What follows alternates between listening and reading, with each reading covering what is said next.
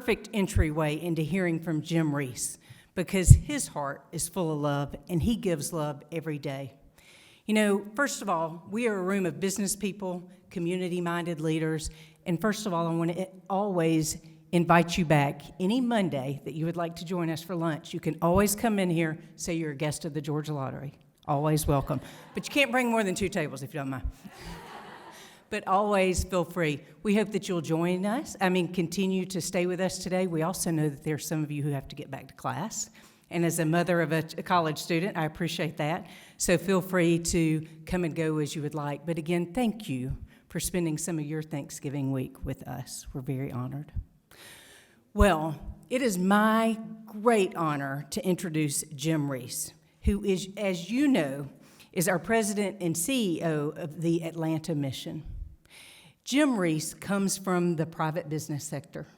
He has been in packaged goods. He has worked in staffing, which Jim, as a CEO, I have to say, is the most important and sometimes the toughest, always the most important job a CEO has. He could do anything in life. He could be a CEO of any Fortune 500 company. And yet when someone said to him, Jim, do you know about the Atlanta Mission? He told me, Gretchen, I didn't know about the Atlanta Mission. But when I walked through, I knew that that was where I was supposed to be. That was my calling for my next business step. Well, your business knowledge and your business step gives and gives and blesses so many individuals across Atlanta and so many people within our entire community in the Atlanta region, and we are thankful for you. When President Kelly said, let's have an Interfaith Thanksgiving luncheon, I thought to myself, there could be no one better than Jim Reese to come share a message of Thanksgiving with us today. Please join me in a warm welcome for Mr. Jim Reese.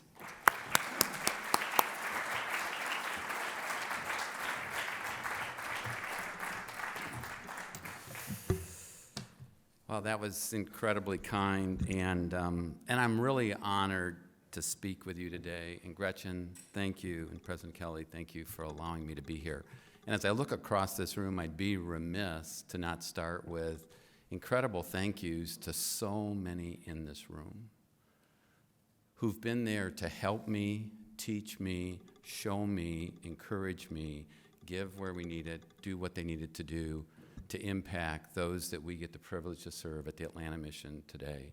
So to all of you, I'm thankful for you and your help.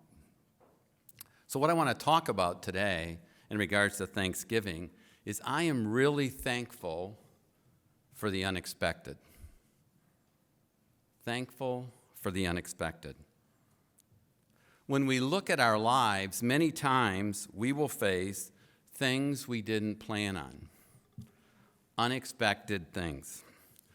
See, each and every day, I am with people who come to our door who never expected to be at our door. It might be a mom with a child, scared to death, desperately in need of a safe place to stay. Or as last week, Thursday, in my Bible study, a man who stood up because he'd slept in a bed and he had a new pair of shoes. And I am sure, if I look around this room, that many of you or your family or someone close to you is also facing unexpected things. Maybe it's a fight with cancer, or maybe it's a health issue, or maybe it's a child that is addicted or running away that's breaking your heart. Or maybe even a marriage that looks great on the outside, but's broken on the inside. Or you have aging parents that are draining you emotionally and financially more than you ever expected. But as we celebrate Thanksgiving this week, I wanted to share what I have learned, and truthfully what I continue to learn, and that is what's created this true thankfulness for me for the unexpected. See, what I continue to see is that God uses the unexpected to greatly impact me, and I also believe greatly impact you. See, this thankfulness kind of centers around three things I want to share with you.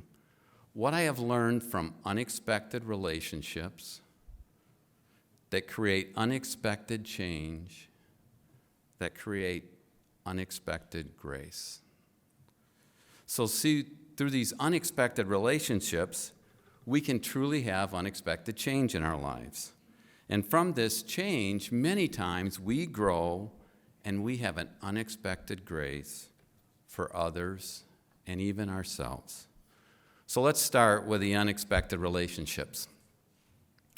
So when you look at the life of Jesus, what we saw is he had an unbelievable number of unexpected relationships with people all the time. In fact, it drove the religious leaders crazy because not just what he did, but who he was with. And it all started with the 12 most unlikely candidates to be his disciples. Tax collectors, fishermen, and he would even pick someone that would betray him. Not the group we would be thrilled to see if our executive search firm brought them in for our next critical leadership role, right? Not what we would expect. He would heal and he would invite in and spend time with the least likely people that anybody would expect. Prostitutes, the poor, tax collectors, and even the lepers. See, he would heal, but the ones most singled out were the ones that were usually cast out. In fact, the Pharisees said that many times it was about who he was with and what was wrong with him. See, he would even have one time with friends who had so much wanted to get their friend to see him, they actually took the roof off a building. Now, those are good friends. See, I think through all of this, he was giving us a picture that those who would love others will many times be with those who others would not expect them to be with. See, those are the unexpected relationships. It is not how we would have expected the story to be, but his life wasn't what people expected. What about our lives? Where are those unexpected relationships for us? Let's think about the unexpected relationships we have all been in over the last 20 months with this pandemic. People we might not normally be working with or even talking to. None of us expected this, nor did we really truly plan for this. It just came. We had to lead in ways we never expected, probably asking people to do things we never thought we would, and we would experience personally or with friends the sickness and tragic loss of life. I personally saw my team do things I could have never imagined putting them in. See, when you're ordered to go home by the governor and your home is the Atlanta mission, someone has to run to the fire, not away from it. And my team ran to the fire.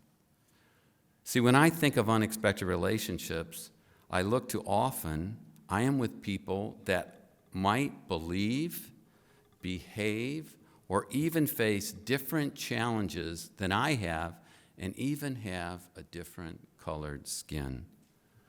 See, I'm thankful for these unexpected relationships because I think what he wants is us to have these so that he can create unexpected change in us.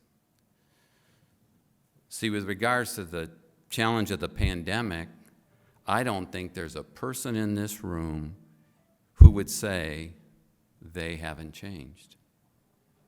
Maybe things that were once very important to you don't seem as important. Or maybe something that wasn't as important seems really important. You appreciate different people and what they do. You see the power of innovation in those around you.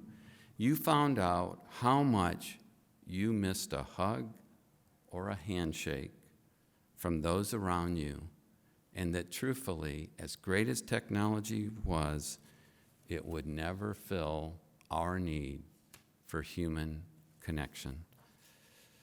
See, what I've seen in my life is that many times it is those unexpected relationships that have the largest impact on me.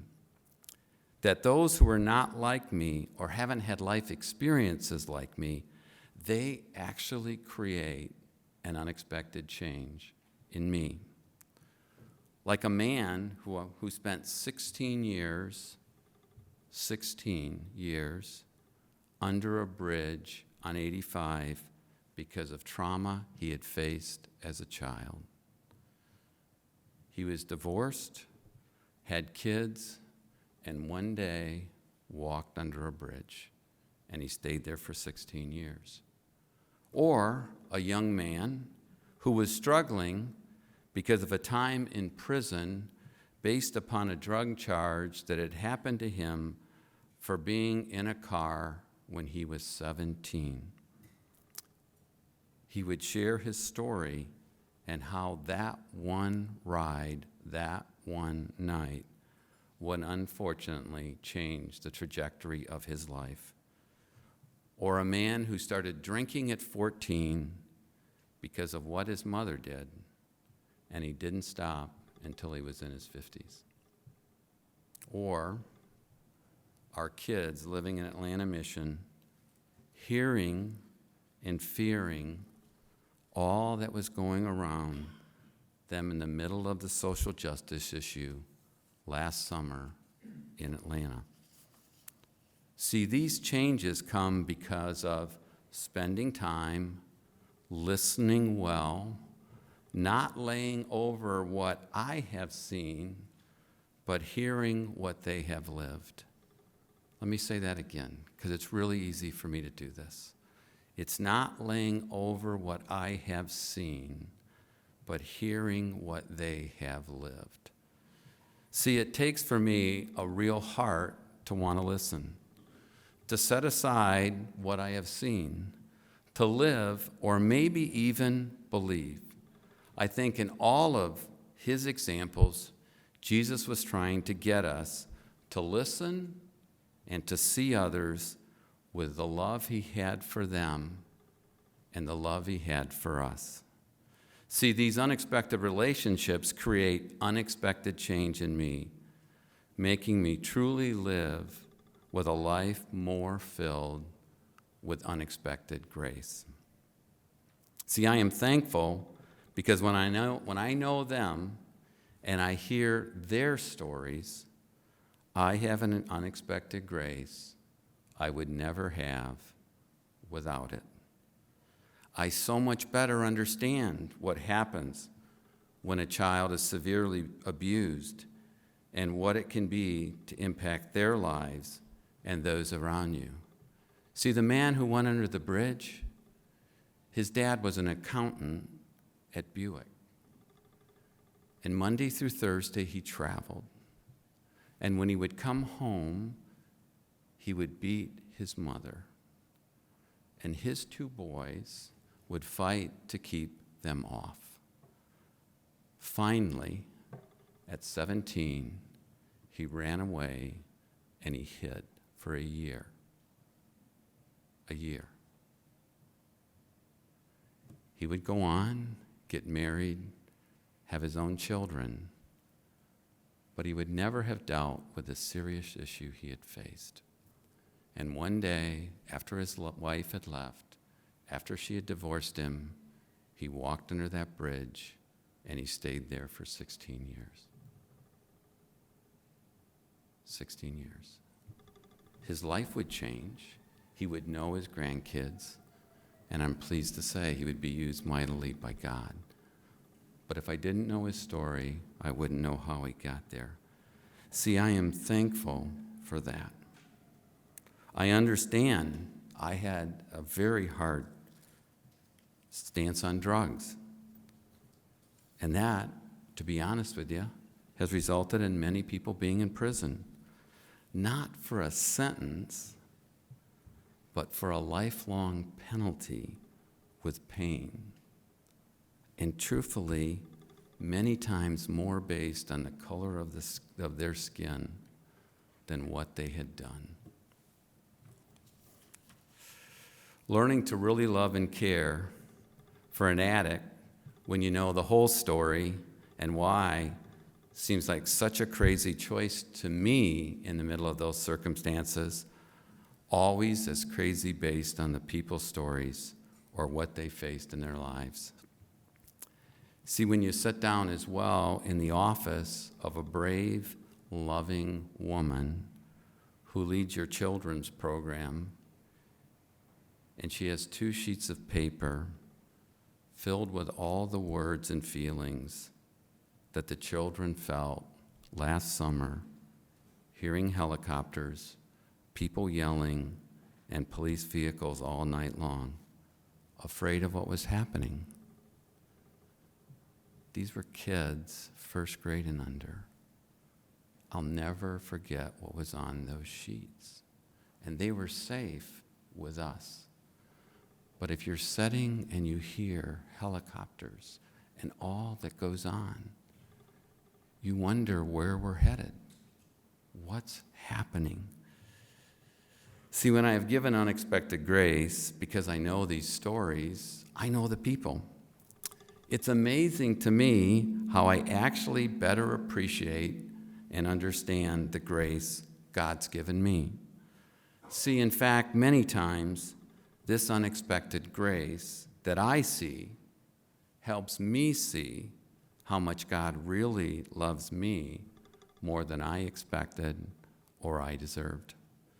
See, I'm thankful for all of this because living all of these things, not myself, but through others, I am able to live with them with a different view and a better understanding.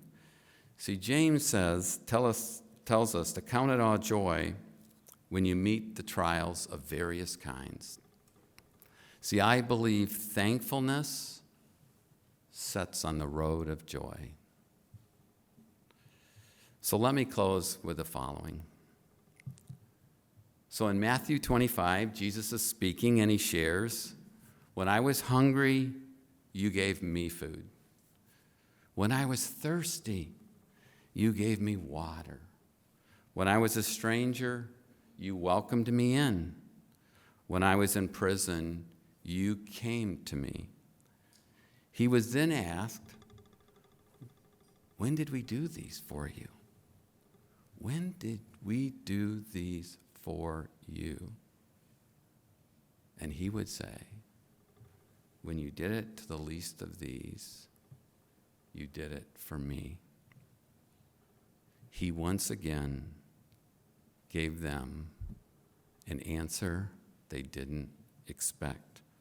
So today, as we prepare for Thanksgiving and as we share it around our table, we do, and I do, have truly so much to be thankful for.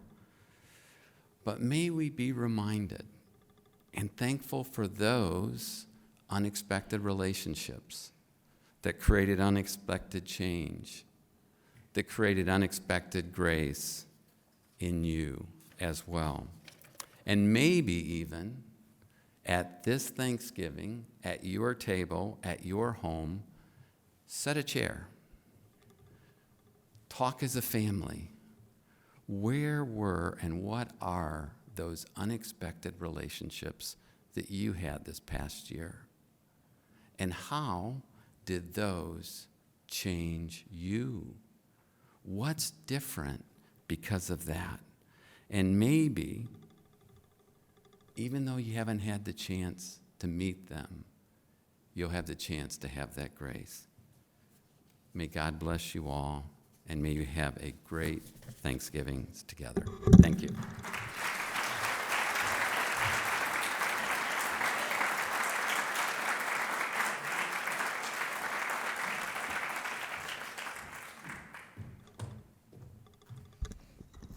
Thank you so much, Jim. That was just so powerful. Every now and then we have one of those Rotary messages where you can hear a pin drop, and that was one of those messages.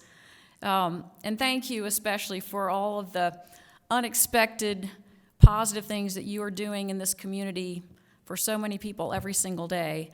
I also wanted to share that in honor of you and your team and your heroic work, Atlanta Rotary will be making a donation to Atlanta Mission. So thank you so much for everything that you're doing in the spirit of this important holiday.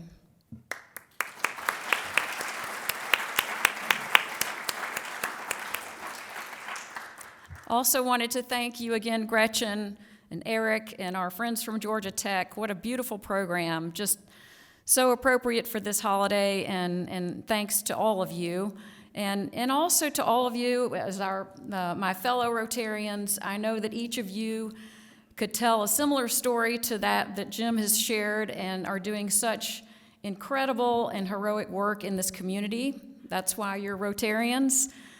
You share that same love and passion for serving this community. So I want to say a thank you to each and every single one of you. We have a special small gift of thanks for those of you. Each at your table, you'll see a centerpiece. If you can figure out who is the newest member, please feel free to take home the centerpiece or share it with someone who can make use of it. And finally, there you go. I love it. Also, just a quick reminder, we have another fantastic program coming right back Monday after Thanksgiving. You'll hear from Alex Taylor, CEO of Cox Enterprises. I wish each and every one of you and your families a fantastic Thanksgiving, and have a wonderful week.